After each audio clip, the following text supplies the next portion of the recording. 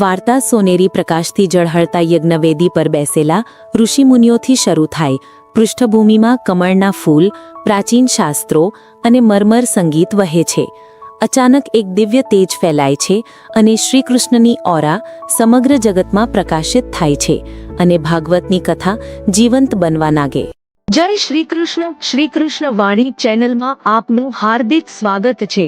આ ચેનલનો હેતુ ભગવાન શ્રી કૃષ્ણની દિવ્ય વાણી, ઉપદેશ. પ્રથમ સ્કંદ, પરીક્ષિતનો દિવ્ય જન્મ, પાંડવોનું વિમુક્તિ યાત્રા અને કલયુગના પ્રારંભની ભાવનાત્મક છટા.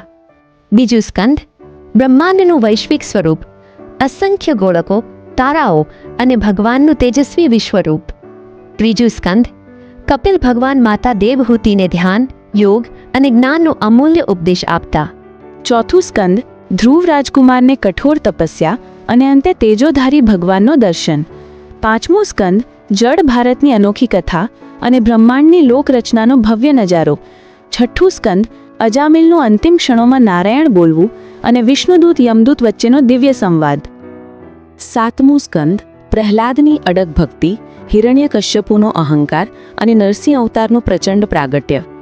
આઠમું સ્કંદ, ક્ષીરસાગરનું મંથન, દેવદૈત્યનો સમવાય અને કુરમ અવતાર.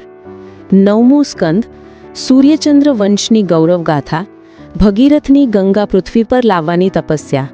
દસમું સ્કંદ, શ્રી કૃષ્ણનો જન્મ, બાળ લીલાઓ, ગોપી ગોવર્ધન ધરણ, મથુરા સુધીના અદ્ભુત પ્રસંગો. એકાદશ સ્કંદ, ઉદ્ધવ ગીતા, કૃષ્ણ ઉદ્ધવને ભક્તિ, જ્ઞાન અને વૈરાગ્યનો ઊંડો ઉપદેશ આપતા. 12મું સ્કંદ, કલયુગના સ્વરૂપનું વર્ણન અને અંતે ધર્મ, ભક્તિ અને સત્યનો અંતિમ સાર. લાઈક, શેર, સબસ્ક્રાઇબ કરો અને નોટિફિકેશન બેલ દબાવો જેથી કોઈ નવી વાણી ચૂકી ન જાઓ. હરે કૃષ્ણ.